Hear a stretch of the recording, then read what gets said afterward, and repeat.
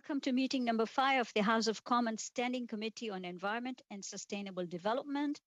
The committee is meeting today to consider the main estimates, and the committee meeting is taking place in a hybrid format pursuant to the House Order of September 23rd, 2020.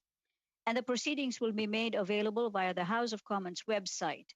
So you all know the rules of muting your mics, addressing everything to the chair, etc.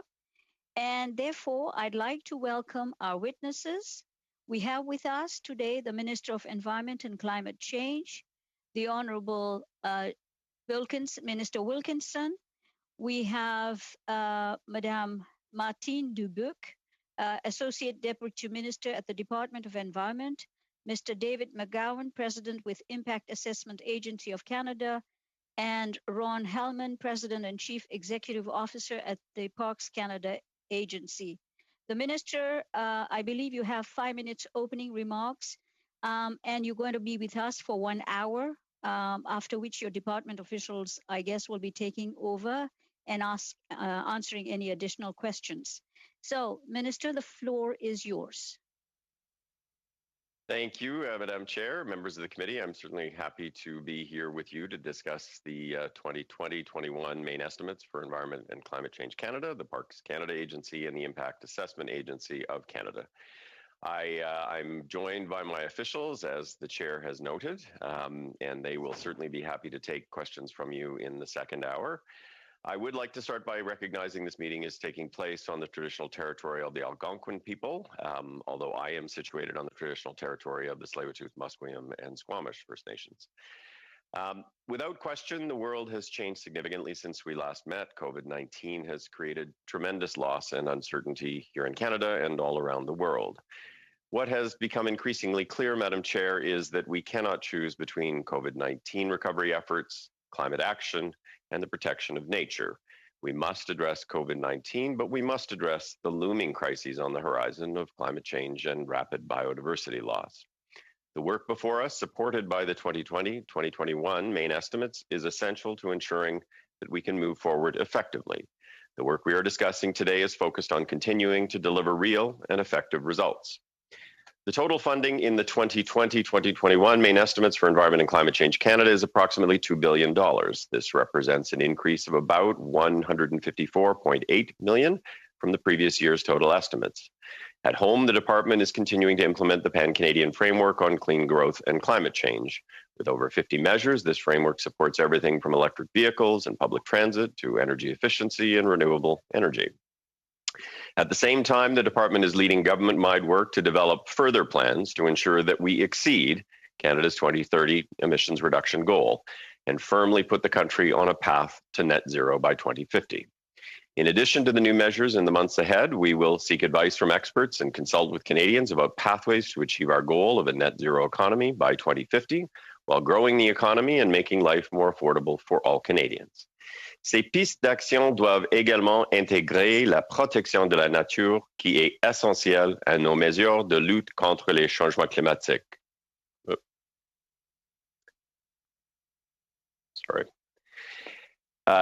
Et qui constitue une priorité importante. En ce sens, nous prévoyons conserver 25% des terres et 25% des océans au Canada d'ici 2025 et nous faisons le nécessaire pour que ces superficies se chiffrent à 30% d'ici 2030. Yes, I get the same. Oops, for the French is not being translated into English. Minister, have you, when you're speaking French, do you have it on your French channel or do you have it on your English? I think it was on the French channel. Let me try it again. I'm pretty sure it was on the French channel. But okay. Est-ce qu'on peut... Can you hear me now?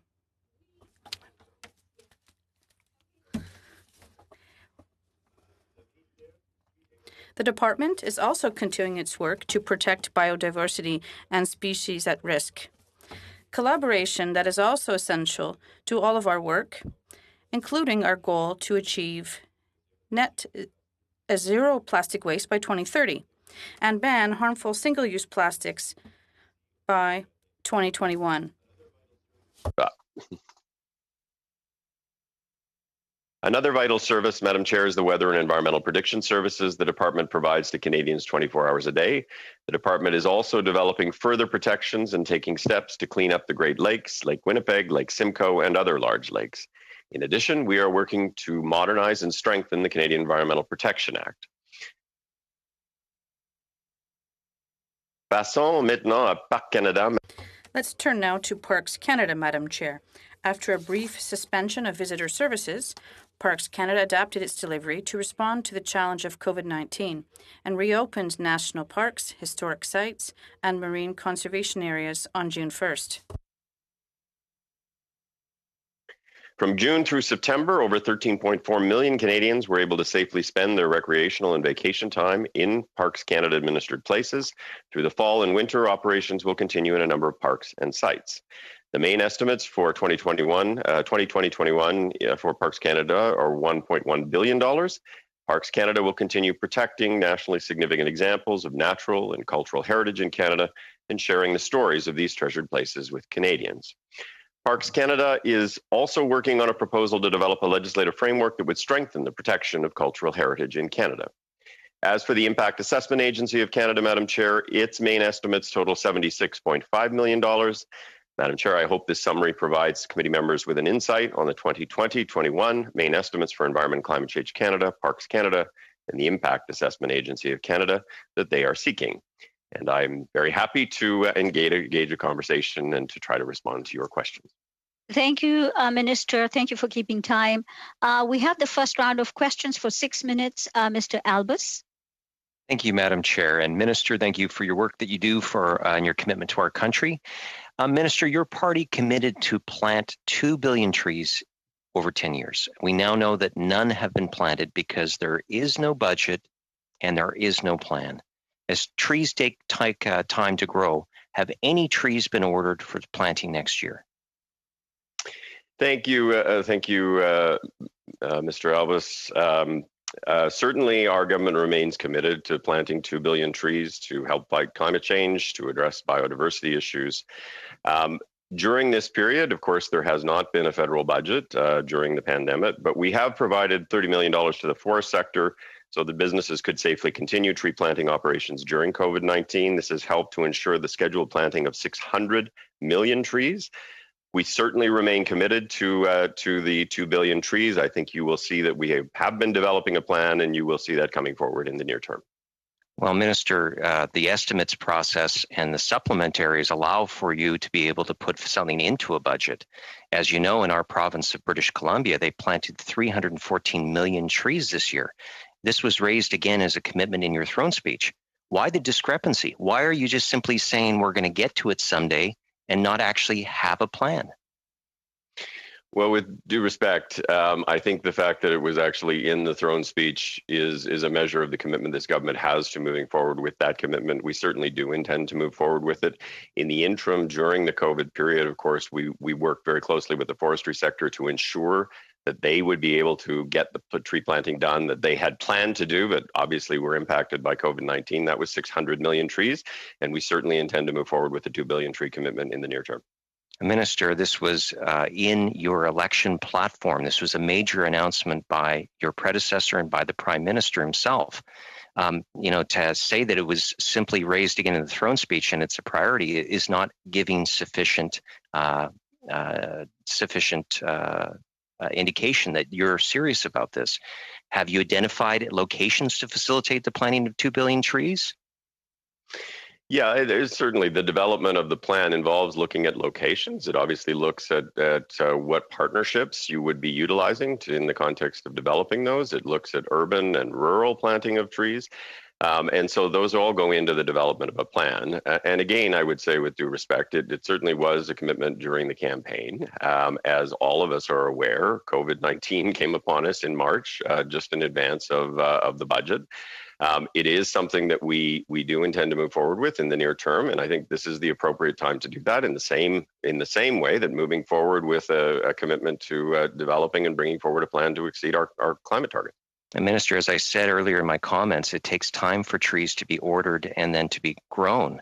So by not having a budget right now, for this allocation for for these trees, you won't see anything planted next year. So is the plan to do this in year 3? Isn't that millions, hundreds of millions of trees behind schedule? As I say, we will be coming forward and we will be able to provide visibility in terms of what the planting looks like over the coming number of years. I think you've got to take a step back and look at why are we planting trees? And the reason we're planting trees is it has to be part of an ongoing climate plan. It's part of the nature-based solutions elements of a climate plan, but it's also a key element of trying to prevent further biodiversity loss in this country, protecting species like caribou, which are in steep decline in pretty much every province in this province and territory in this country. That is a critical piece. And as I say, it remains a critical part of this government's agenda, and we intend to move forward in the near term. Minister, on another commitment you've said is that you've committed to doubling Canada's protected areas by 2025 to 25% of our land base. How will you equal over 150 years of land protection in only 50 months? It takes years to create protected lands. There are many steps for local, provincial, First Nations consultation. So have you identified all of the areas needed to protect to meet the 25% promise? Because if not, there's no possible way to get there. So I would tell you a couple things. I mean, it's a good question, but I would start by saying that when our government came to office in 2015, there was less than 1% of the marine areas protected in this country, and right now there's just a little bit less than 15. So in 4 years, we made an enormous amount of progress relative to what had done before. We've also made progress with respect to terrestrial, although obviously terrestrial is more complicated because you have to involve provinces and territories in those conversations. We have active work ongoing to achieve the 17% number, which was the initial HE target. And we have identified a number of different areas that will allow us to move forward to the 25% across this country. And we feel very confident that we will be able to achieve that number. Can you give us an example of where this would be located? I can tell you that there are areas in every province and territory in this country. And those are things that we have been discussing with provinces and territories, certainly with Indigenous communities who have been the leaders on many of these issues, whether that's First Nations in the south or Inuit in the north. And as I say, we feel confident that we will be able to meet that numbers, but obviously we need to work through a range of issues with our partners. And when do you plan on telling Canadians as to where these are going to be? Do you have a detailed plan? Well, as I say, we have a very detailed plan with respect to the 17% number, and we have a range of areas that are identified with our partners. This will be something that we will be discussing with a range of stakeholders, and of course, that information will be public. Yeah, Minister, you've given me zero visibility. Perhaps we can move to something that perhaps you might be able to. As part of the electric vehicle subsidy, why doesn't the Canadian government collect data on Mr. user Alvarez, wealth? your time is up. Sorry, I thought I was not mute, but I was mute. Okay, so I am sorry. I thought I gave you a 30-second warning. Anyway, thank you. You can come to the next round and start it. Now, we go to the next round, next person, Mr. Longfield, for 6 minutes. Thank you, Madam Chair, and I'll be sharing my time with Mr. Sani. I want to continue on the tree topic. On page 102 of the main estimates, there's a line item for conserving nature with an operating of $174 million with revenues and transfers to the province as well. I'm looking at, in Guelph, we have a tree canopy goal of reaching 40% of tree canopy, but this municipality hasn't been able to move that forward in the last few years. I know that previously Minister McKenna had announced some tree planting in Ottawa, which was recovering a cancelled program from the province of Ontario where they eliminated tree planting as part of their focus. Maybe the minister, could you comment on how the federal government is supporting our communities combating climate change with programs like Natural Climate Solutions? So thank you for the question. I mean, nature-based solutions and natural infrastructure are important, and they're important in a whole range of ways, but certainly they're important from a sequestration perspective in terms of helping us to meet goals. They're important from a resilience, a climate adaptation perspective, and they can be very important in terms of the protection of biodiversity. These are certainly part of how we need to go about addressing the two crises that we face. One is climate and the other is biodiversity loss. And certainly we have taken significant steps to empower communities like Guelph to implement nature-based solutions in locally significant ways. One example of that is our government's EcoAction Community Funding Program that provides funding to protect, rehabilitate, enhance, and sustain the natural environment in communities across the country. And of course, communities will be involved as we begin to roll out the issue we were talking about earlier, which is the 2 billion tree and the restoration of wetlands commitment. It is certainly something on which we will be partnering not only with provinces and territories, but with communities across this country. Great, thank you, Minister. And I have another question on zero plastic waste. I mean, that's drawn a lot of very positive attention in Guelph, but I've had a few calls, or quite a few calls actually, about the plastic waste coming from water bottles. And Nestle Waters has a bottling plant just south of Guelph, which draws a lot of local attention in terms of environmental protection of water, but also on the zero plastic stream.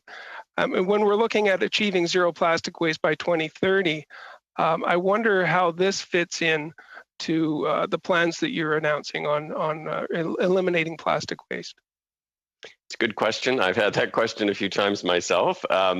So what we announced was a comprehensive approach to achieving zero plastic waste by 2030. And that focuses on keeping plastics in the economy, out of the environment, out of our landfills. Plastic water bottles certainly are found at times as litter, but they do actually have high recycling rates, and they're actually relatively simple to recycle. And given the deposit system, they actually are one of the items that generally the recycling rate is higher. Our plan is very much founded on working collaboratively with provinces and territories to strengthen recycling programs, to increase our capacity to reuse and recover plastics using tools under the Canadian Environmental Protection Act. We are proposing to develop regulations to establish higher standards for plastic products and packaging to make them more recyclable. We could include recycled content requirements, greater responsibility for producers, as they are now doing in Ontario and have been doing in British Columbia. The ban that we brought into place that a lot of people focus on is really focused on the things that hit three things. The first is they're harmful in the environment. The second is they're very difficult or costly to recycle. They gum up the recycling system. And the third is there are readily available alternatives. And this plan is a comprehensive plan that is focused on ensuring that we actually keep the value of plastics in our economy, but we deal with the really problematic ones through a ban. Thank you, Minister. And over to you, Mr. Sani. You got 2 minutes. Unmute yourself. Thank you very much for coming today, Minister, and bringing your officials along. It's been a great discussion so far. I'm going to change tack a bit because the riding I'm from, it's a leader in innovation. It's a global leader. It's Kitchener-Centre, and we have one of the world's fastest growing tech sectors and the highest number of new startups after Silicon Valley. This sort of culture of innovation is going to be very crucial for us in our fight against climate change. How do you see the government working to leverage this innovative potential of Canadian businesses and incentivizing them to develop the sort of technology we're going to need to meet our future climate goals? Yeah, I mean, climate change is an environmental threat. It's a very significant one, but it's also a huge economic opportunity with respect to the markets that are going to be created for technologies and for a range of services associated with reducing emissions. I spent over 15 years as a CEO and senior executive in the clean tech space, and certainly this is an issue that I find very important, and I think is something that is definitely worth discussing. Our government has tried to develop a very comprehensive plan to addressing and growing the clean tech sector. We've invested over $3 billion since 2016 in that, and it's showing fruit. Canada had 12 out of the top 100 clean tech companies in the world in 2020, and we were named by the Global Clean Tech Innovation Index as the #1 country for innovation in the sector. This is something that we need to do. It has to be a thoughtful strategy that goes all the way from research and development through to commercialization. And it is something that we have been spending and will be spending more time on. How much time, Chair?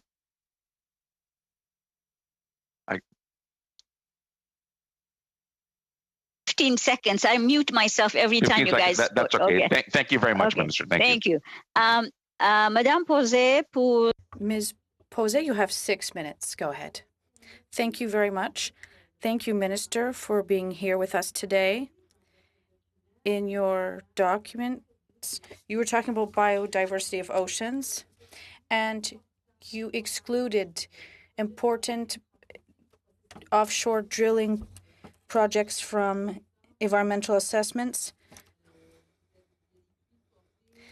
There were 700-kilometer drill patches that were excluded, and also in marine refuges. We were supposed to be protecting these marine areas, and they will be critical in coming years, particularly for endangered species. And in July, it was the same thing. For drilling in eastern Newfoundland, they are rejecting all types of industrial industry in these protected areas, and they should be protected. Even the person who is in charge of the project has recognized that it's an important ecological and biological area. These endangered species are worrisome. Minister, is there not a contradiction in terms of what the government's saying? They are favoring oil drilling in protected areas. Point d'ordre. Point of order, Madam Speaker. Okay. I just wanted to make sure, I don't use the translation, but I wanted to make sure that the other members, some of them were shaking their heads, and I'm wondering if the translation was actually functioning properly for them. For me, it was, but I'm going to ask the rest of the members. Was it fun? Okay, let me maximize my. Okay. Was it working for everyone? Could you tell me, Alexander, if there's anybody complaining? Just the thumbs up, I think, Madame Chair. Yeah, thumbs up. Yeah, okay. The only thing is we couldn't see Madame Posey. Yes. Parce qu'on n'est pas sur le vidéo. We could not see Ms. Posey on the video. Is there a problem with the video for Madame Posey? She's in the committee room, isn't she?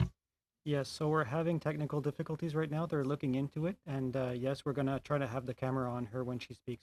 Sorry about Okay, that. so let her know that I've stopped the clock for her. And Minister, if you can respond, please. Thank you.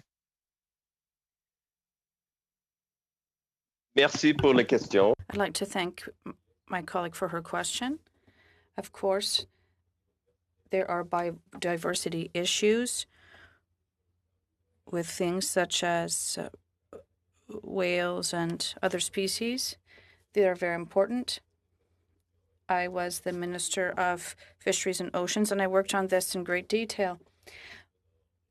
But what you asked me, we've always said that environmental processes must guarantee that we have strong processes in place and also efficient ones.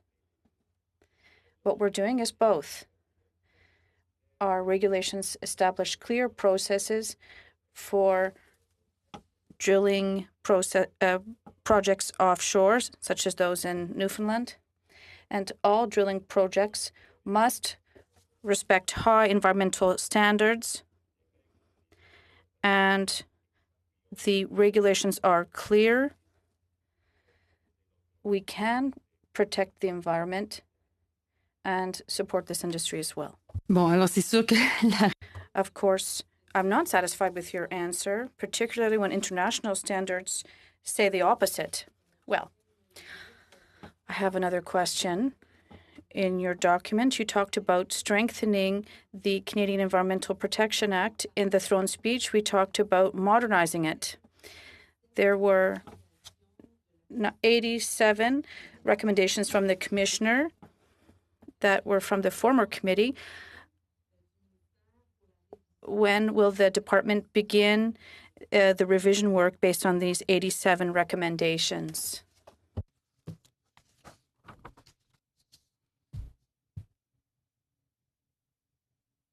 Merci pour la question. Thank you for your question. We've already started this work.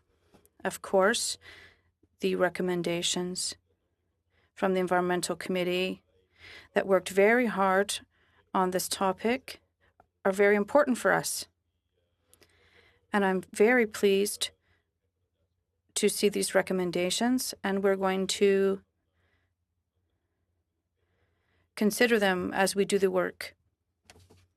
une autre question. Another question in terms of the funding. I've seen a lot of recent announcements about funding that are given to companies to support oil and gas companies to enhance their production.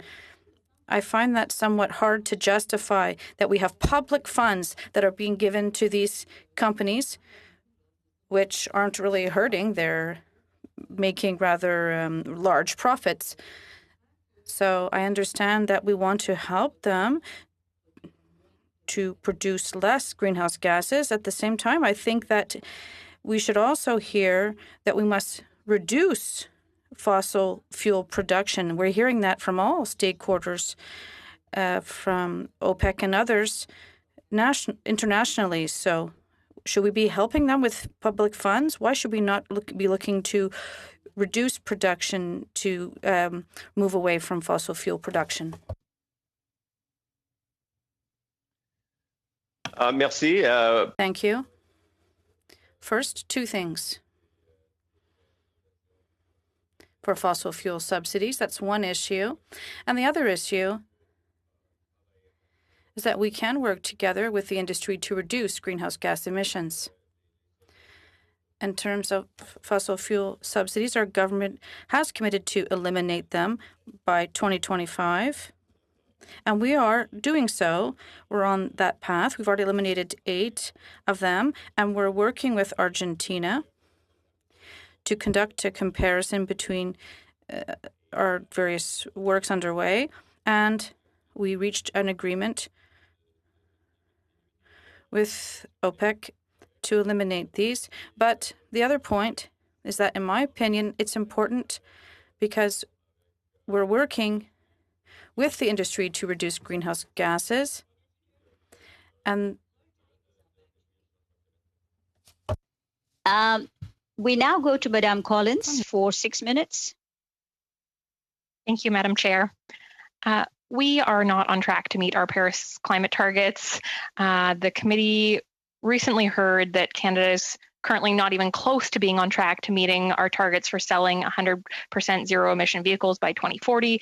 The government committed to plant 2 billion trees by 2030, and then we learned that there hasn't been a single dollar allocated to plant these trees. I could go on with a list of other Liberal commitments and environmental targets that this government has missed or is on track to missing.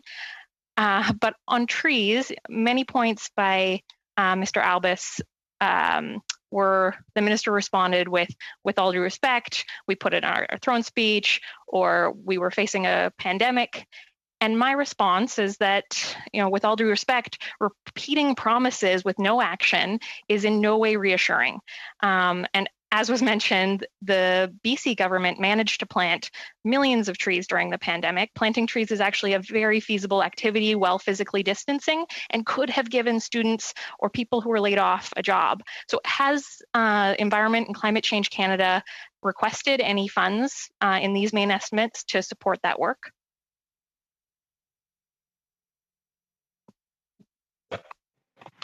Thank you for the question. I would probably take issue with that you said. The first is planting trees during a pandemic is simple and easy. It is not.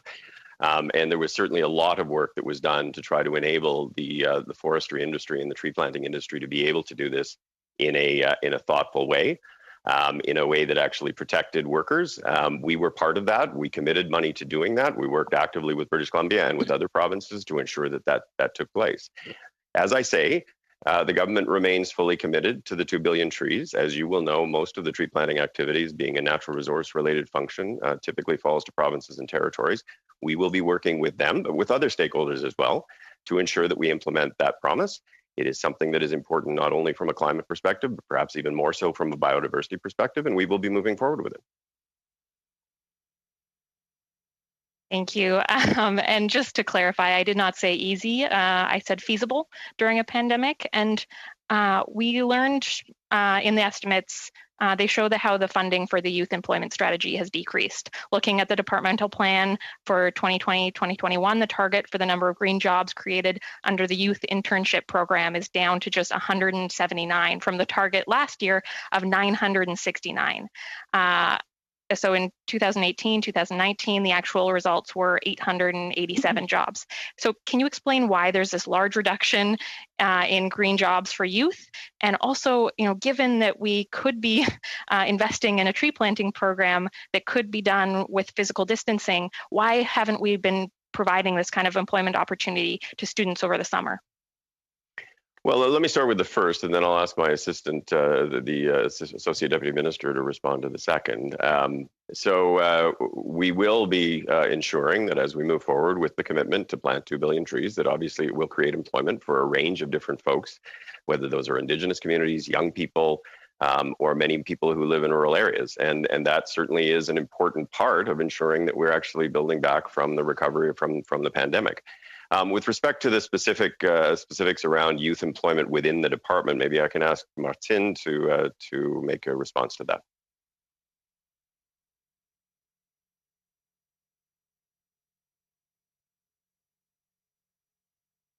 Martin? Sur mute. Je m'excuse, j'étais sur mute. Sorry, I was on mute. In the next estimates, SUP B, there's $11 million investment that is set out for students, and it covers innovation, and it's a very good upcoming investment to support youth jobs across the country.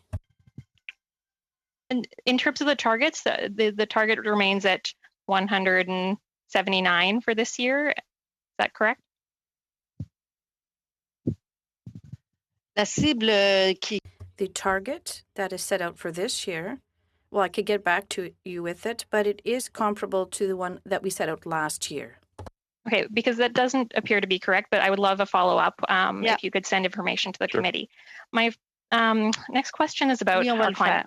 Oh, sorry. Yes, I will do so. I'll get back to you. Thank you. Madam Chair, how much time? You have 1.5 minutes. Great, thank you. So we are not on track to meet our climate targets. In the fall 2019 report, the Commissioner for the Environment found that there was no support for the government statement that we're on track to meet our climate targets of reducing emissions by 30% below 2005 levels by 2030. We also know that these targets are not adequate, that we need to increase our ambition. Can the minister account for the discrepancy and the discrepancy in the statement that we are on track from this government when the evidence shows that we're not actually on track? So I would say a couple things. The first is, as you know, the Pan-Canadian Framework contained about 50 different initiatives that identified about 223 megatons in reductions to 2030. That is most of the way there, but we've always said there was a gap to getting to the actual target. That was 77 megatons.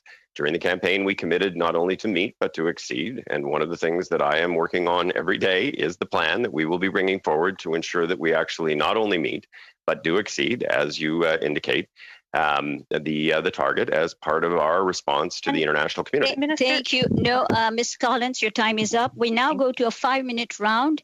The first questioner is Mr. Redekop. For 5 minutes. Mr. Redekop. Thank you. Thank you. And thank you, Minister, for coming to us today. Under the Vote 5 payments to new parks and historic sites account, there was just under $10 million set aside. That's down from last year's estimates, which they were around 26 million. So that's a significant reduction. In the throne speech, your government promised that the government will work with municipalities as part of a new commitment to expand urban parks. Now, I've raised the Saskatoon-Meewasin Valley with you and your officials on multiple occasions, formally and informally. And as you are aware, there is an appetite at the provincial, regional, and municipal level to explore expanding and improving the Meewasin Valley as part of the federal government's plan to expand urban parks. October 21st, I sent you a letter along with correspondence from the Meewasin asking for a formal meeting with you. To date, I'm not aware of a response from that. How do you intend on keeping the throne speech promise of new urban parks with a reduction in estimates under the new parks? And why don't you start with low-hanging fruit like Meewasin and Saskatoon? Well, first of all, let me say a couple of things. I mean, I'm very familiar with Meewasin. As you know, I grew up in Saskatoon, and I think that the idea of an urban park in the Meewasin area is a very interesting one. I would tell you that there are many urban municipalities that have reached out to us in the aftermath of the commitment to say that they are interested in the similar kinds of things, I would be more than happy to meet with you and with the Meewasin people in the context of the discussion about how we move forward. And maybe I can just ask Ron Hallman, the CEO of Parks Canada, just to speak a little bit about the broader issue. Thank you, Minister, and thank you, Chair. First of all, to the member's question, I can confirm that Parks Canada met with the individuals locally today. In fact, the executive director for the Prairies did that. On the broader issue of urban parks, we are very much interested in working with willing partners across the country to identify those areas that might be identified as an urban park, recognizing that not all of them would necessarily be like the Rouge. They might not all need to be owned and operated by Parks Canada even, but we're at the early stages of understanding what such a network of urban parks might look like. And we're interested in having the discussions such as the member raised right now, in addition to a whole bunch of other ones that would provide us a network across the country. Yes, well, and Meewasin is a great example of the prairie ethic, and the park was funded by local governments and private donors, and so their needs are fairly modest, and I think it encourages exactly what we want, which is governments and individuals putting their money together to build great projects for our community. So I would, I just really don't understand why the government doesn't jump all over that. But let's switch over and talk about the trucking industry. Page 8 of the departmental plan talks about the heavy vehicle sector, and it says the department will also implement regulations. Listen, Zinat is my adopted sister, actually. There we go. Oh, sorry. The department will also implement regulations amending the heavy-duty vehicle and engine GHG emission regulations. In my discussions with the trucking industry, they've indicated a strong desire for a working group, which includes government, truck manufacturers, engine manufacturers, fuel industry, et cetera, to work together to develop a roadmap for decarbonization in the trucking industry, because it's a very complicated issue with significant greenhouse gas impacts.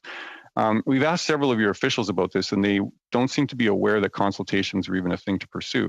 Why are you not creating a trucking industry working group? Do you plan to impose carbon targets on the trucking sector and just wash your hands of the economic consequences? Well, I'm not sure who you've been talking to in the department. I'm certainly happy to learn the names, but obviously there is a need for consultation when we're looking at how do we enhance the efficiency and/or the technologies that are used in a range of sectors. That's true of light-duty vehicle standards, and it's true with heavy-duty vehicle standards. That relates to both short-term issues around enhancing energy efficiency. It also relates, as I say, to long-term technologies like hydrogen and fuel cells that may be a replacement for the internal combustion engine or the diesel engines that are typically used. So we are always happy, and I know my officials have already been having some of those conversations, but if there are specific folks that have not been reached out to, you think we should be reaching out to, I'm happy to do that. So are there working groups that have been created on the heavy truck industry Class 8 engine situation? There are all kinds of consultations that have been going on at the officials level, whether that's with associations or with individual companies. And that's true on the light duty side. It's true with coal regulations. It's true with natural gas. It's true with everything. So. Thank you, Mr. Redikoff. We now go to Mr. Sani for 5 minutes. You mean Mr. Baker? Oh, well, I have Raj Sani here, no, but if it's Mr. Baker? It's Mr. Baker, yes. Mr. Baker for 5 minutes. Thank you very much, Chair and Minister. Thank you very much for being here and for answering our questions. Minister, in my community in Etobicoke Centre, my constituents talk to me about climate change regularly. They talk to me about it all the time. And they consider it to be, I think many of them consider it to be the existential issue of our time. That we need to act on to save our planet for this generation and for future ones. To save our planet, we all know that Canada and countries around the world need to reduce our emissions. And so could you share with me, and really for the benefit of my constituents, what emission reduction targets our government has committed to, and to what degree will this reduce our emissions? Thank you. Thank you for the question. There is no doubt that it is the existential issue of our time, and it is something that we must take action on in the short term if we want to leave a livable planet for our kids and our grandkids. When this government took office in 2015, we developed a plan, the Pan-Canadian Framework, which was really the first real climate plan that has begun to be implemented that Canada has ever had. It identified 223 megatons in reductions on a pathway to achieving 30% lower greenhouse gas emissions by 2030 than existed in 2005. Subsequent to that, of course, we have committed to exceeding those targets. And part of the work that we are doing is to identify the remaining megatons that we must find in order to hit the targets and to go beyond. And so that is something that we are working on every day. We've also committed to net zero by 2050, and we will be bringing in binding legislation with 5-year targets to ensure that that's the case. So climate change is an enormous priority for this government, and we are establishing and doing the work to ensure that we are moving forward in a manner that Canada can look our children in the eyes, but can also be part of the international conversation. Thanks, Minister. And you alluded to it a little bit in your answer, but maybe I'll ask you to expand on, it's one thing to say we have targets that we want to hit. It's another thing to have the mechanism to make sure we're bound and future governments are bound to delivering on those. So can you just talk a little bit about the legislative measures or any other measures that we'll pass or put forward to ensure that this government and future ones actually live up to those commitments that we've made? Yeah, I mean, in terms of legislation, we committed to legislating Canada's goal of net zero by 2050. We are not alone in this regard. There are a number of countries around the world, including the United Kingdom, that have done this. We will be setting legally binding 5-year milestones that will be informed by advice from experts. We will be ensuring that we are putting in place transparency mechanisms that will be a forcing function for all future governments with respect to the work that needs to be done with respect to achieving the net zero target, which science tells us that we need to do. And so that is something that we do intend to move forward with, and we certainly intend to do that in the near term. Okay, so in just a recap, I mean, we've committed to set to meet certain emission reduction targets, and you've described in your prior answer the mechanism to bind us to get there. So I mean, I guess the big question, and I'm sure the question you wrestle with, the question I hear from my constituents about is, okay, well, how do we actually do that? Like, how do we actually reduce our emissions? So can you share with us how we're going to do that? What are the most important actions we're going to take to achieve those emission reduction commitments? Well, I think the focus obviously has to be on all of the areas of the economy where there are significant sources of emissions, and eventually on all sectors of the economy where there are really any emissions. And that means, looking at transportation, at buildings, at industry, at the oil and gas sector, at waste. And ensuring that we actually have plans that allow us to have visibility about how we're going to take big chunks out of those emissions by 2030 to ensure that we are not only meeting but exceeding our target, but also that we're thinking forward to 2050 so that we are in a position that we're not actually going down blind alleys that may help us to get to 2030, but are dead ends to get you to net zero. And so that is part of the work that we are doing right now. And again, I hope to be in a position to speak a little bit more generally about exactly how we're going to do that in the relatively near term. Mr. Baker, you have 30 seconds if you have a quick question.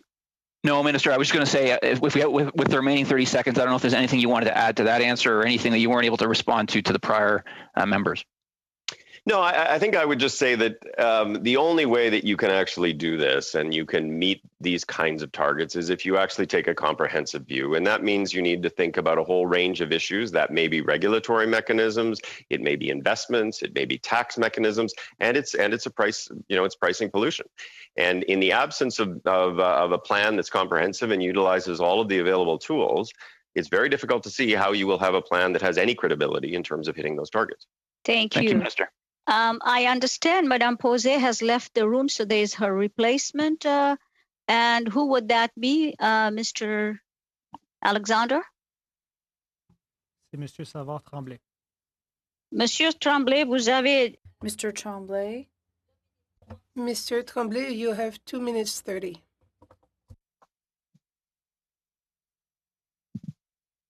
Two minutes and 30 seconds, Mr. Tremblay.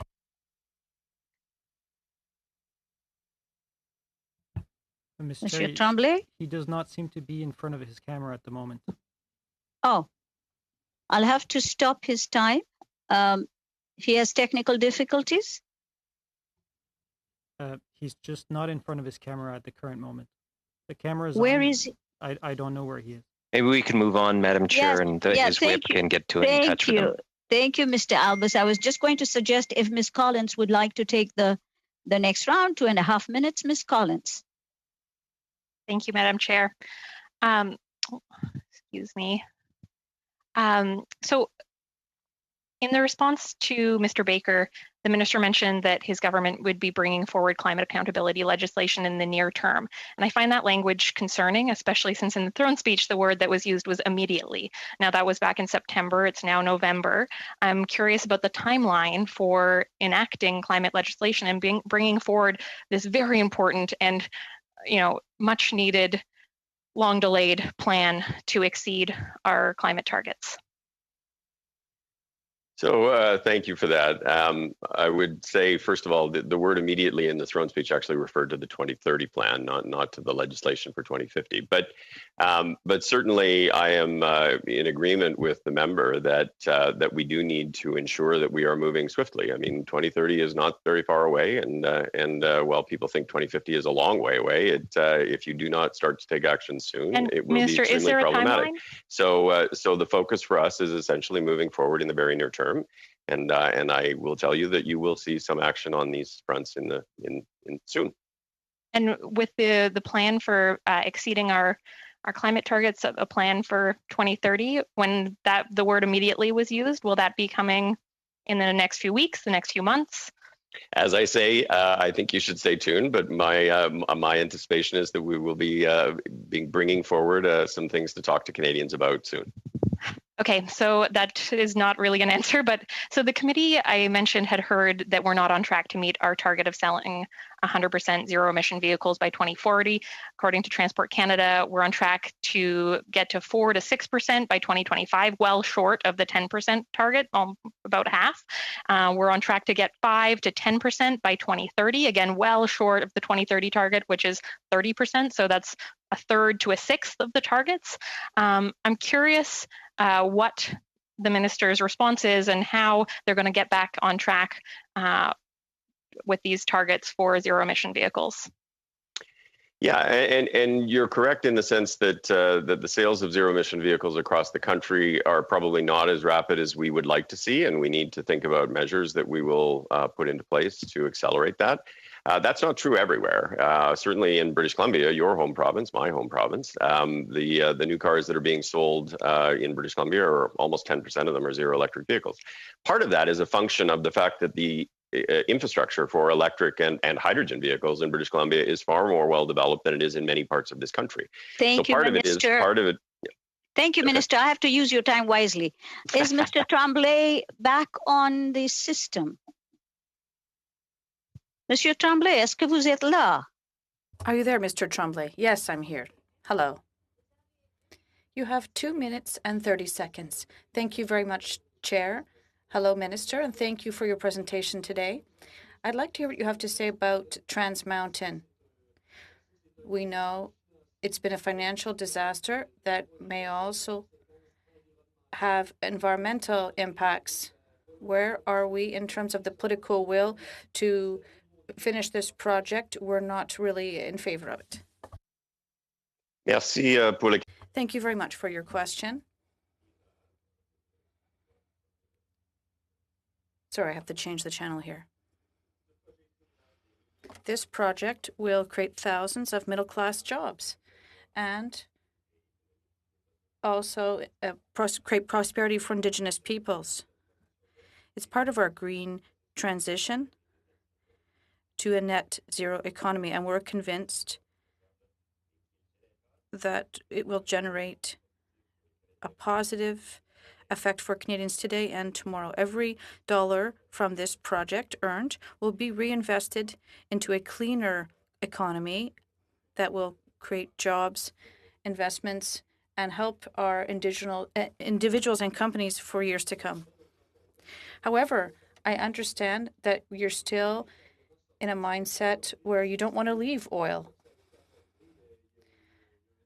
We mentioned that roughly a year ago during the election campaign. So you said that you're going to plant trees with the pipeline, but I understand you're talking about a transition. But this is not going to happen overnight with oil. When will the real transition plan come out so that we can really move to a carbon neutral economy and electric energy? We really have to walk the talk, rather. Merci. Thank you. I agree with the end of what you were saying.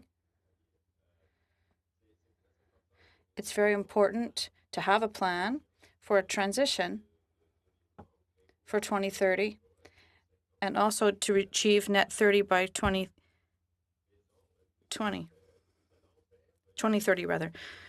We're going to put forth a plan for 2030 in the near term. And of course, we're going to introduce legislation on net 30 by 2050. It's very important. We have to have a plan, and we do have one. But what is the plan? Thank you very much. Thank you. Now go to Mr. Generou. I guess you're sharing your time with Mr. Godin. Yes? Unmute yourself, Mr. Generou. I am. Appreciate it. Minister, good to see you again. Has your government conducted an analysis on job losses or growth due to the clean fuel standards? I think it's important to think about what the clean fuel standard is. It's about actually reducing the carbon content of our fuels and creating opportunities for farmers and companies that produce renewable fuels, encouraging investments in energy efficiency to save Canadians money. But certainly to your question, as we bring forward the clean fuel standard to CG1, to Gazette 1, we certainly will be providing a detailed cost benefit analysis. So you haven't done it up to this date, though. Am I correct in saying that? As I say, as we move forward to CG1, and we've said that will happen this fall, we will be providing a detailed cost-benefit analysis. Sorry, Minister, in your announcement on September 11th, 2020, you said it will, and I quote, create jobs in farming, clean tech, and zero emissions vehicles. So can you not tell us right now how the clean fuel standards will do that?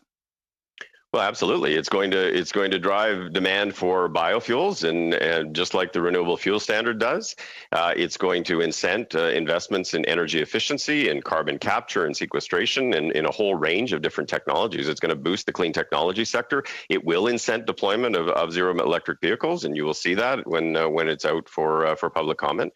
But it absolutely is the key driver for economic development and green economic development going forward. I hear that, Minister. You can say that. However, how come you can't give us the exact number of job projections that this will create, either job growth or job losses?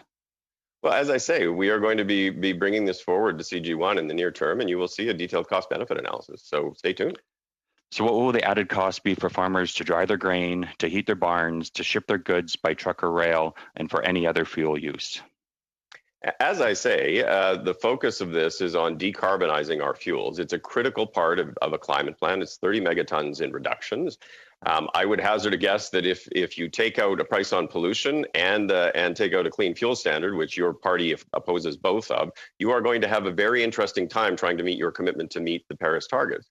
But I would say that it will be done in a cost-effective way, in the same way that alarmists said that when we took lead out of gasoline, or we were going to ban chlorofluorocarbons to save the ozone layer, that it was going to cause economic catastrophe. I will tell you that this measure will drive innovation, and it will be implemented in a manner that is fully cost effective. Minister, you've had 5 years to tell us, though, how many jobs this is going to, in my opinion, lose, particularly in my province and in Alberta. So I look forward to your detailed analysis, and I hope it comes soon, because, again, there's many Canadians, particularly Albertans, who are very worried about what the clean fuel standards means. Well, Alberta has a lot to gain economically through this, as does Saskatchewan, which was the province in which I grew up. Biofuels can be produced very easily on the prairies. It's a great place to do that. A lot of the technology that we're talking about actually will be driven through the prairies and through British Columbia. There are enormous economic opportunities for Alberta in this, and I look forward to working with companies and with entrepreneurs and with the province of Alberta to ensure that that happens. Monsieur Godin, Mr. Godin, you have 1 minute and 30 seconds. Thank you, Chair. I'll go quickly. Minister, thank you for being here, and good job on your French. I respect you as an individual, but now I have a problem. What I've been hearing you mentioned in your opening speech that allow me to specify that what we're talking about continues to produce concrete and effective results. The Environmental Commissioner mentioned progress made in implementing sustainable development, and they mentioned reports from departments that were sometimes incomplete. It's hard for parliamentarians and Canadians to get a clear idea of what overall progress has been made in terms of our targets. So, Minister, you have 5 targets and 5 plans that you have to implement to achieve these targets. And the Paris targets, all experts have said that we can't reach them. Like my colleague said, Mr. Elbas, none of the trees have been planted to date. What in 2050, the Minister of Transport has said that this target is impossible to reach, Minister. The zero-emission vehicles will almost be impossible with the current situation. It's all smoke and mirrors. So what do you have to say about this? Godin, 30 more seconds for your response. Okay. Merci. Thank you very much. And of course, I have great respect for you and all the other individuals here today. This is a good conversation we're having. But of course, we have to have a plan to achieve our 2030 targets and 2050 targets. It's not a political issue. It's a scientific one. All of us, we want to have a future where our children and grandchildren can have a good quality of life. And I'm sure that we are going to have a plan to tackle climate change, but also the other things you said, we're going to do them, and we're going to. Next we go. This is the last question for the minister because his hour is there. Mr. Scarpellegia for 5 minutes.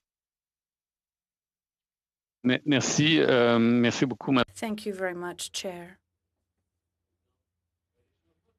Climate change obviously must involve a global fight, which is important for Canada to help developing countries to limit their greenhouse gas emissions. How are these projects funded by Canada internationally? How are they part of our commitments with respect to the Paris Agreement? Climate change remains a global security issue. It knows no borders and requires a global solution. That's why Canada is playing a leading role to protect the environment. Our government, with the Paris Accord, is investing $2.65 million internationally to help developing countries to make a transition to a low-carbon economy and to fight climate change. This year, Global Affairs Canada and Environment Change Canada launched consultations with our international partners to find the best way for our country to continue to make strategic investments. We will continue to support this important work because the fight against climate change globally has clear advantages for all Canadians. Thank you, Chair. Do I have time for 1 or 2 other questions, I hope? Have about 3 minutes. Parfait. Alors, Perfect. Earlier, we were talking about the targets that the Parliament will legislate, I hope, by tabling a bill.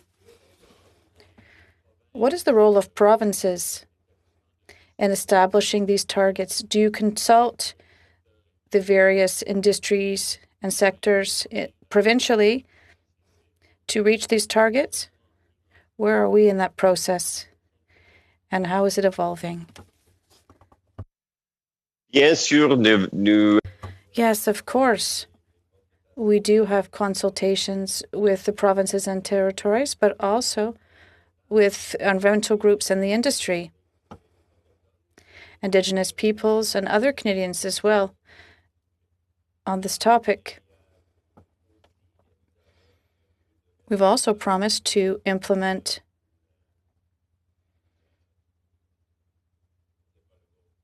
sorry, I don't know the word. Le plan pour A body to advise us on this plan to achieve the net zero target by 2050. And this is something we're going to do in the short term. And of course, this body must have conversations with all the stakeholders. And of course, there'll be many conversations and consultations. And that's something Canada has to do together. We've been looking into zero-emission vehicles, and I was wondering if you could tell us a bit about how you see the Clean Fuel Standard contributing to the expansion of the fleet of zero-emission vehicles in Canada. I know that the Clean Fuel Standard in California has been quite effective in terms of advancing that objective of having more ZEVs on the road. Yeah, I mean, the Clean Fuel Standard is a very important part of Canada's climate plan. It achieves 30 megatons, which is almost 10% of the reductions that Canada needs to achieve in order to meet and exceed our 2030 climate goals. It is a measure that focuses on how do we reduce the carbon content of the fuels that we use. And it is something that we're not the first to do it. That's been done in British Columbia. It's been done in California. It's been done in a number of different places around the world. But there are different ways in which to satisfy that, the reduction in carbon content. Some are energy efficiency measures. Some are blending of ethanol and other biofuels. And the third is accelerating the deployment of zero-emission vehicles, which essentially lowers the overall carbon content of the vehicle fleet. We believe that the Clean Fuel Standard is going to accelerate work in all of those areas. It will accelerate employment. It's going to accelerate technology. It's going to be something that's very good from an economic perspective for many, many Canadians. Thank you. Is my time almost up, Madam Chair? Well, how are the consultations on the Canada Water Agency coming along? As you know, this is one of my... Sorry, I had muted myself. No, your time is up. Your time is up. That's too bad. Yeah. And Minister, I guess you've given us your hour. So if you'd like to take leave, you can go and we'll keep you official. Sorry, Chair, I have a point of order. We had agreed that the Minister... Sorry. Yes, of course. Since all the parties except for the Bloc and NDP had 3 turns of questions, could we extend the Minister's presence just by 5 minutes so we could each ask 2.5-minute questions? It is going against the order in which we pose questions, and this is a routine proceeding that has been adopted. So unless I have unanimous consent on it and the Minister has time, I cannot change the routine We're proceedings. okay with adding an extra 5 minutes, Madam Chair. For I 2.5. unfortunately am actually late for my next engagement already. Okay. So Sorry. We don't have unanimous consent, so I will have to then let the Minister go, and you can ask the questions of the departmental officials. Yep. Monsieur Albus, you are... I was just waving goodbye. Okay, thank you. Thank you, Okay, thank you, everybody. Thank you. Appreciate your time in the conversation, and certainly with respect to Mr. Rasmussen, I mean, follow up with me again. We'll set that meeting up with Wanuskewin. Thank you. Now we have, by Mr. Minister, we have the departmental officials, and the first round of 5 minutes goes to Mr. Albus. And thank you, Madam Chair. And I would like to first by thanking our witnesses today. I know that they're very committed to this country, and I hope that they can answer the questions. And I will start with first asking in regards to Parks Canada. So the Parks Canada budget is declining significantly this year. And I know there were budgetary impacts from free admission as part of the Canada 150 initiative, as well as increased demand this year due to COVID. How do those realities reconcile with a significant decline? Yeah, thank you, Mr. Albas. And if I can, I will ask my colleague, who is the Vice President of Finance, if she is on. Catherine, if you are there. Yes. Can you hear me? I'm here. Yes, thank you very much for the question. And yes, you're right. There is a decrease in authorities for Parks Canada this year. It's primarily related to our infrastructure funding, and it's more of a timing issue. We will be accessing additional infrastructure funding in our subs B and through other vehicles. So it shows as a decrease when you look at the mains to mains comparison, but it isn't really a true decrease. It is more about timing. We will, as I said, be accessing funding in supplementary estimates A for capital at 141 million. And we're also carrying forward some funding from 2019, about 130 million, into 2020-21. So again, it's more of a timing issue and a function of how the estimates process works. Okay. I will add though that our capital funding does sunset later on at the end of March 31st, 2022. But for this year, it is not a real decrease. It's more of a timing issue. Okay. I have been hearing serious concerns from across Canada about the planned decommissioning of weather radio broadcast towers. Now, I know the government is consulting and believes they are only looking at towers in areas with adequate cell service. But let me tell you, in areas of my riding, as well as others, such as Kelowna Lake Country, there is zero cell service in certain parts, and we are served by a tower up for decommissioning. What is the status of this consultation, and will you proceed with removing these towers?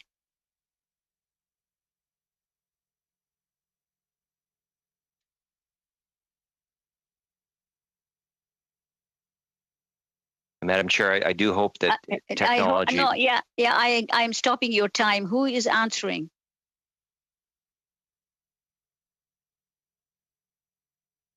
Madam Chair, my name is Diane Campbell. Okay, Madam Campbell, could you please answer the question then? I will proceed. Thank you so much. Thank you. I'm the Assistant Deputy Minister of the Meteorological Service of Canada, and thank you very much for that question. We offer a range of services to Canadians over a multitude of dissemination channels. Weather radio has been one of the lesser known channels to many Canadians. We have used it for many years, and it depended very much, or its origins were very much on using VHF radio frequencies. We embarked in this consultation so that we could understand how Canadians are currently using that service. And so we sent out letters. We also put broadcasts on weather radio channels in order to generate that feedback. So this is part of an active consultation. The information, the feedback we're getting is being looked at right now. For those communities and those individuals who've raised concerns, we will be pursuing actively with them their use so that we understand the nature of their needs. And then we will be reassessing based on that information. Okay, well, I would just say, first of all, I will tell you that many areas on the water in my riding have no cell service, and I've heard from boaters, and I know this is true right across Canada. In Manning Park, we recently had a Vancouverite lost, and even the Prime Minister mentioned his case. The weather in Manning Park can change quite quickly. So when will you announce which towers are being removed, and can people still try to stop this? We will be looking at a second round of consultations. Right now, we haven't finished actually getting the first round through. And our intention is to actually engage directly with some of the communities themselves. We want to do two things. First, we want to see whether there are other mechanisms to be able to meet their needs. So you've given a good example. Some of the examples from other communities raise different issues and perhaps different service options. So at this point, there'll be no plans to announce any closures of stations until that round has been fully looked at. And we've had the chance to actually connect with the users themselves who have raised the issues. Yeah, my suggestion is, again, the use of saying that their cell service means that you don't need this, when cell service is clearly not in many parts of my riding and quite honestly across this country. So my suggestion would be is to really look at those two, because they are not, as you've said in the consultation, website. Now, regarding aquatic invasive species, what is the amount budgeted for addressing this issue in British Columbia?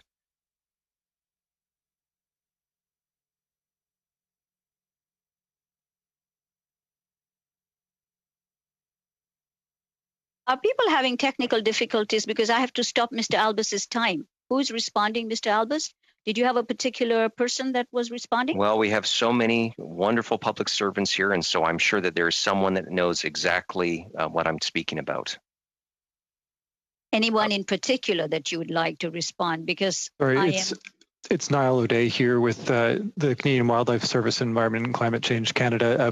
The reason we may have been struggling to find you an answer, sir, is that aquatic invasive species are under the responsibility of the Minister of Fisheries and Oceans, and as such, we don't have an identified line item for them within our own main estimates. Okay, so I'll take that there's no budget for this. And Mr. Albus, with all my time stopping, your time is up. I'll now go to Mr. Shifke for 5 minutes. Mr. Shifke. Merci beaucoup, Madame la Présidente. Thank you very much, Chair. I think our government came to power with less than 1% of our landmass was protected, and now we're at nearly 15%, so we've made enormous progress in very little time. But thanks to a partnership between our government and Quebec and in my riding, we've launched the protection of 63 hectares in Morigo, and Environment and Climate Change Canada is asking for several million in nature conservation, which is an increase of roughly 7% in terms of last year's main estimates. I'd like to know how is this additional funding will help our government to continue to make progress to conserve nature and ensure a healthy environment for generations to come. I'll answer your question. I work for the Wildlife Service, and yes, there is spending. There was 1.3 million in 2018, and we've made great progress in terms of protecting biodiversity across the country. In terms of endangered species, there's been much progress made for protecting priority species such as caribou. We have an conservation agreement 7 with our provincial counterparts and others with First Nations. We have agreements for 11 priority species across the country, and we're making much progress in terms of collaborative planning for protecting endangered species in peri-urban environments. Also, in terms of protected area spaces, we've seen net sharp improvement in protected zones by 2030 rather. We're expecting 16.3% of our land to be protected in cooperation with First Nations, the provinces and territories, and our partners. This represents growth of... Sorry. Come out, please. The interpreters are sending a note. Sorry. Yes, of course. I had finished my answer. Thank you. So thank you very much. For Parks Canada representatives, the agency was to lead the Government of Canada's preparation for the 2020 International Union for Conservation of Nature World Conservation Congress in Marseille, France. But due to the COVID-19 pandemic, the Congress has been postponed, unfortunately, to an undetermined date. How has the COVID-19 pandemic affected international cooperation on the conservation of nature?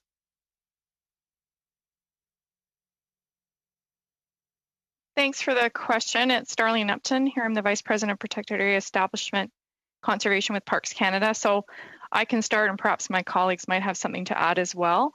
The World Conservation Congress has been postponed.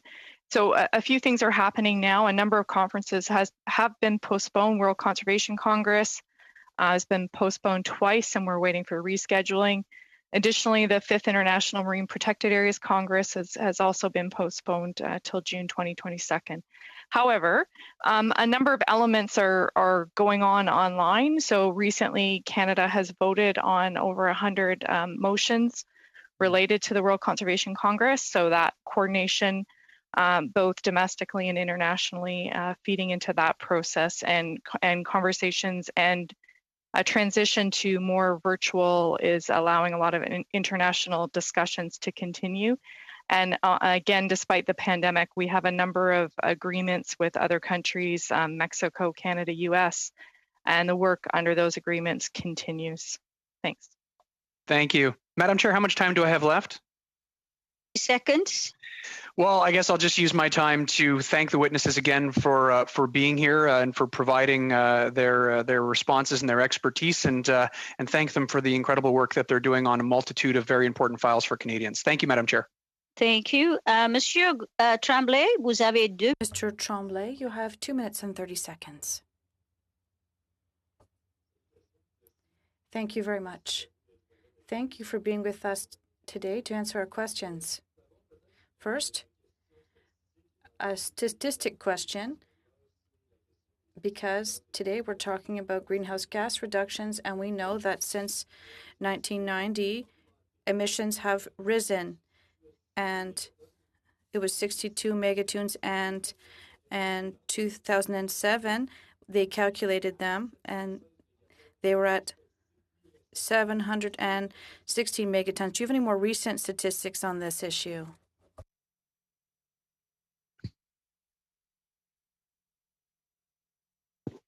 Yes, I can take that question, and some of my colleagues may add, but it's worth note. May I make a request, please? Respond quickly, because their time is very precious. I clocked them off, but I've stopped the clock. Okay, thank you. Okay, I will simply note that the greenhouse gas inventory that counts emissions historically is produced and submitted to the United Nations every year and is made available and is available on our website. And emissions projections based on federal and provincial and territorial measures is also conducted on an annual basis. And those emissions are projected to decrease significantly. But as the minister noted, there is the remaining cap of about 77 megatons based on our most recent projections.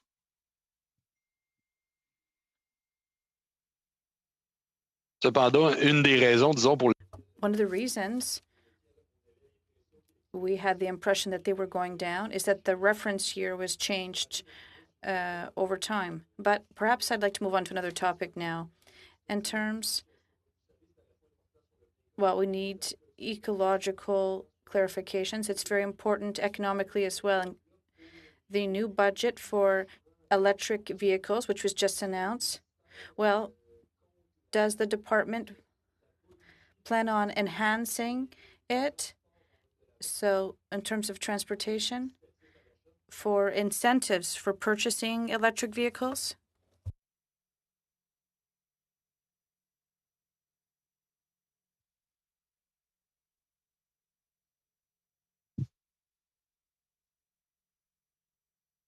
Sorry, who's responding? I have to stop time again. Désolée, est-ce que vous pouvez m'entendre? Sorry, can you hear me? I had a microphone issue. Thank you very much for your question. In terms of incentives for the purchase of low-emission vehicles, as you have noted, there was funding in previous budgets for incentives for purchasing and also in terms of infrastructure. And there has been important funding to promote increase in low-emission vehicles. Thank you very much. We now go to Madame Collins for 2.5 minutes. Thank you, Madam Chair. The departmental results reports show that the ECCC target of 21% improvement in emissions from light-duty vehicles wasn't met, that it was only about a 16% improvement. And the clean fuel standard that folks have been talking about is a key part of the Pan-Canadian Framework on Climate Change. It's been delayed and kind of back-end loaded in terms of the reduction targets, and so or the standards. So how does ECC or this government really expect to meet the emissions reduction targets without these strong standards in place in the near term? Hi, so I can respond to that.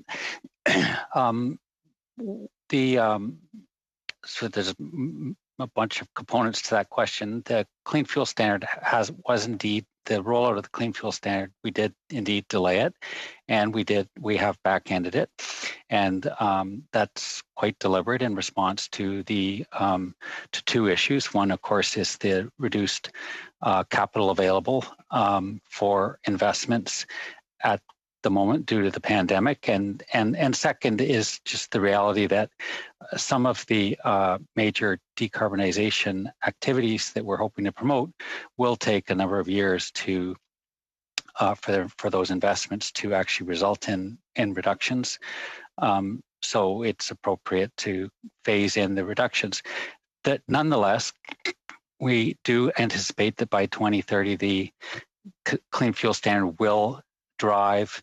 Thank you so much. I'm just going to jump to my next question, which is about the actual spending on the Low Carbon Economy Fund, which was 50.2% under budget. And just curious what the reasons for this underspending was. It was the 2018-2019 actual spending, and how and to what extent that these kind of underspending issues have been addressed.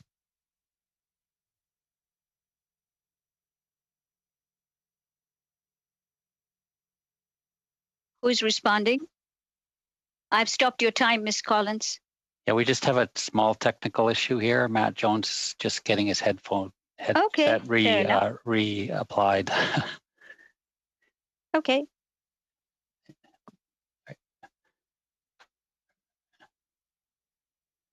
And he'll probably be appearing as Helen Ryan. Okay, fair enough. Mr. Ryan, Miss Ryan, would you like to continue? You've got 15 seconds. Oh, I'll have to stop it again. Perhaps it's John Moffat. Sure. Can I suggest that we get get back to Ms. Collins with the answer so that we don't further delay the questions? Her time is up, but I don't want her not to go with an answer because this is our last round. I would love the 15 or 20-second answer, and I would also love them to follow up with some written material if there's more information beyond that 15 seconds. And Ms. Collins, I'll be a little generous with you because it's not fair with all this technical difficulties. So who is responding now? He's gone mute. Madame Ryan's... Yep. Okay, go for it. No, il n'y a pas. Can somebody else respond on his behalf? Yes, Madame? I will, Madam Chair, if you permit me. Yes, the sure. original question: why wasn't the full monies spent on the LCF? And the high-level version is that due to COVID and the need for negotiations, the work didn't occur in time to use the money this fiscal year, and that money has been reprofiled to the next fiscal year, where we will be able to continue the conversation and ensure that it is spent. Thank you very much, and thank you, Madame Collins, for your patience. We now go to Monsieur Godin for 5 minutes. 5 minutes, Mr. Godin. Thank you, Chair. I'd like to thank the officials who work for the Department of the Environment for being available this evening. You're experiencing this technology at these hybrid sittings. I'm here in person. So I have a question about the environmental budget at ECCC in 2019-2020. Well, in 2019-2020, the main estimates total for legislative projects was 94 million, And to date, the real budget is $206 million. How can you explain this gap? And what was done with this additional money of some over $100 million? Thank you for your question. We have a number of time-limited funding where we need to go back and renew certain programs, and that explains high level the difference between funding available from year to year. And we would be happy to provide the committee with additional details with respect more specifically to the question. Yes. What is rather unique right now,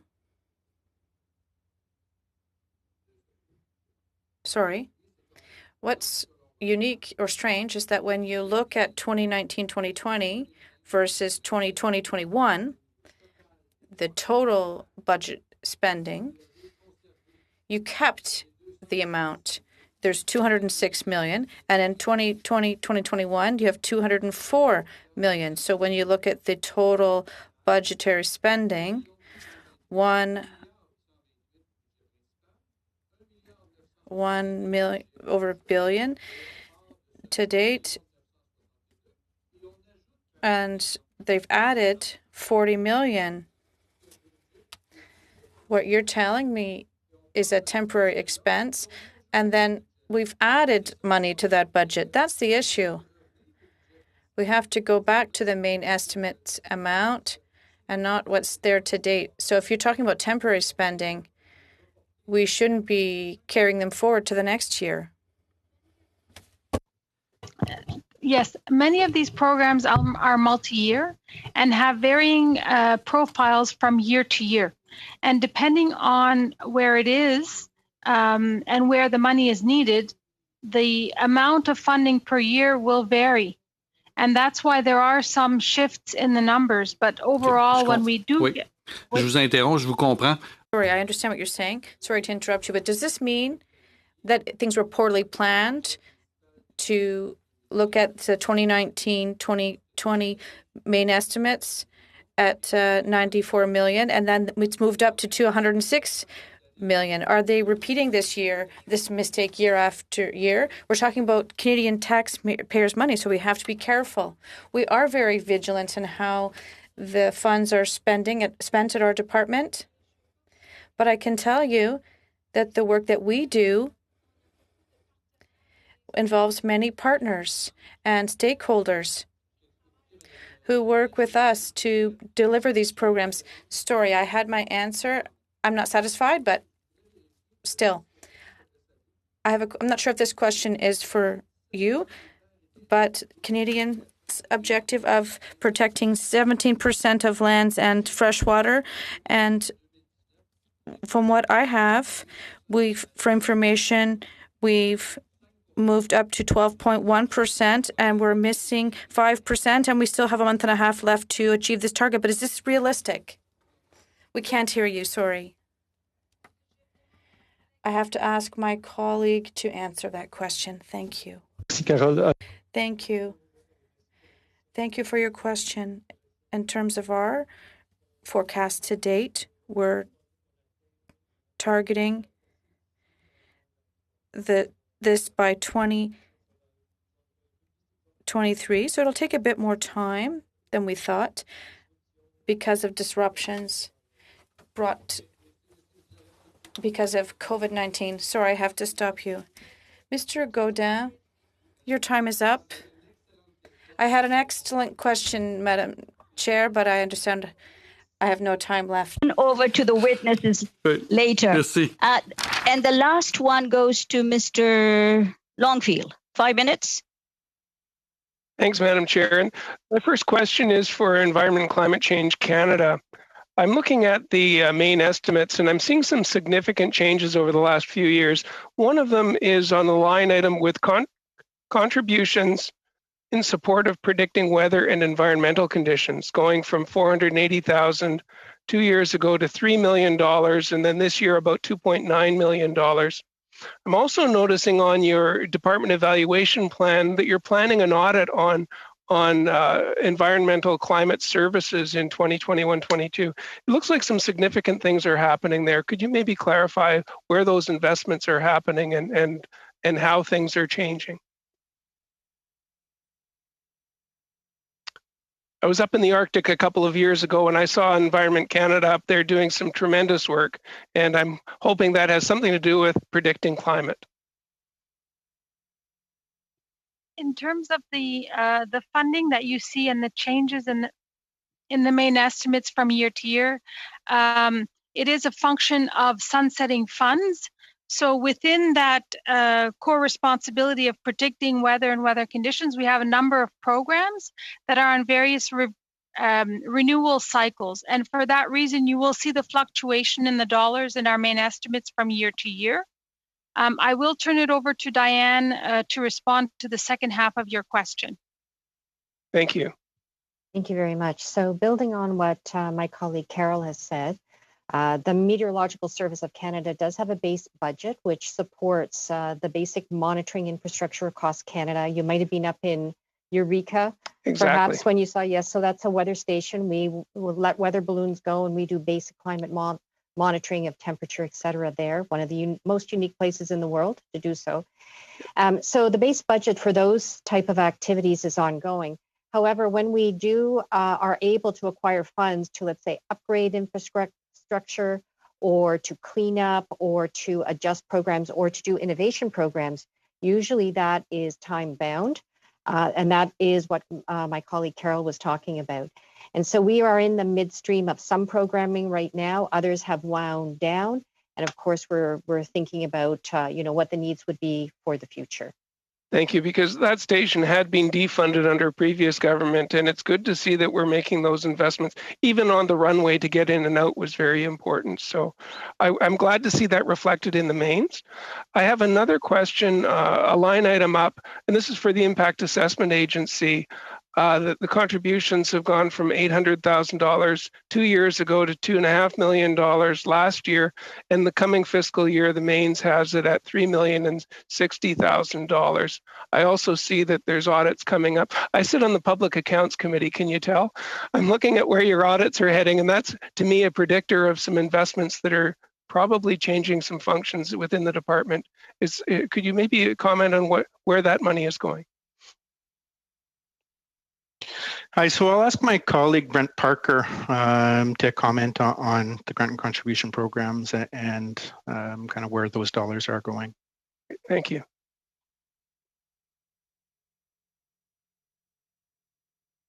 So thank you for that question. You're quite right that there are new dollars that are coming into the agency. Those grants and contribution dollars are flowing into 4 new programs.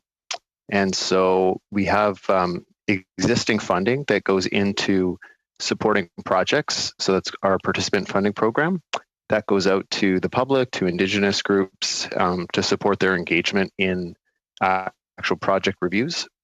And then the new funding that you're noting is going into 3 different streams. So one is a research program, and it's really aimed at building the capacity across Canada when it comes to expertise in impact assessment, because as you will know, the Environmental Assessment Agency grew in terms of its mandate to look at the full spectrum of impacts from projects. So that research program is supporting that. And then there is the Indigenous Capacity Program, and that particular program is new, and it's supporting activity with Indigenous communities to support their development in being prepared and engaging in project reviews. Terrific. Well, thank you, and I'm sorry we're out of time, but yes, my constituents want to know that there is impact, and I'm glad that you're investing in it. Thank you very much. And thank you. I thank all the witnesses, committee members. We're not adjourning till we take votes. So if the witnesses would like to log off, please. It's the committee can take votes. Thank you. Thank you. And by the way, don't forget if the clerk will send you the requests from any of the members that was made here. Thank you. Okay. Have they all gone? Okay, committee members, we were studying the main estimates, and we now have to do votes on different vote items. And you can say A, nay, or on division. You can't lower the amount. You can agree to it. Okay? So shall vote under Department of Environment carry? No. Who says no? On division? It has to be on division. You can't say yes. You can say yes, no, or on division. On division then? Okay. Shall vote 5 under Department of Environment carry? On division? On division, okay. I shall vote 10 under Department of Environment carry? No. On division? Yes. Shall vote 1 under the Impact Assessment Agency of Canada carry? No. Yep. On division, shall vote 5 under the Impact Assessment Agency of Canada carry? No. Yep. On division, shall vote 1 under Parks Canada Agency carry? No. On division. That was a good one. Yeah. Shall vote 5 under Park Canada Agency carry? No. On division. Shall I report the votes on the main estimates to the House? Yes. Yes. Perfect. Thank you very much. Ladies and gentlemen, you've been good, and so have a wonderful weekend. Madam Chair, just before you move on. Yes. While I appreciate we're all becoming acquainted with this hybrid format, I really have to say that we should be having recorded divisions unless we agree, and perhaps we could have some discussion between parties, because if we had just done that where we say we oppose all of the estimates, we could have done it in a block vote with one recorded division. I said no. In some cases, I didn't hear anyone even say on division. So certainly, I do think we can improve on the committee functioning when it comes to taking a recorded vote. This types of votes are yes or no, or you can say on division, and you're right, somebody didn't say on division, and we can do it, then the chair has to decide to do it on division, but it has to be taken individually. These are estimates. Main estimates votes have to be taken one by one, and it's not recorded. It's just yes, and it's normal Madam practice. Chair, yes. We do have the capacity to ask for a recorded vote. So, and that really should be how we do it. It should either be by unanimous consent or by recorded vote. So I'm just asking perhaps to talk with the clerk, and maybe we can have some consideration among all parties. But I have to say that's not the way that I think that we can conduct ourselves. I'm not saying that any criticism of you or anyone else. I just think that it should either be a recorded vote or unanimous. And clearly, I said no in every single case. Heard you. And with that, any other questions before I move to adjourn? Thank you, everybody. Meeting adjourned. Thank you, Madam Chair. Okay, Thanks. take care. Great Bye, job. everyone. Bye. Merci. Au plaisir.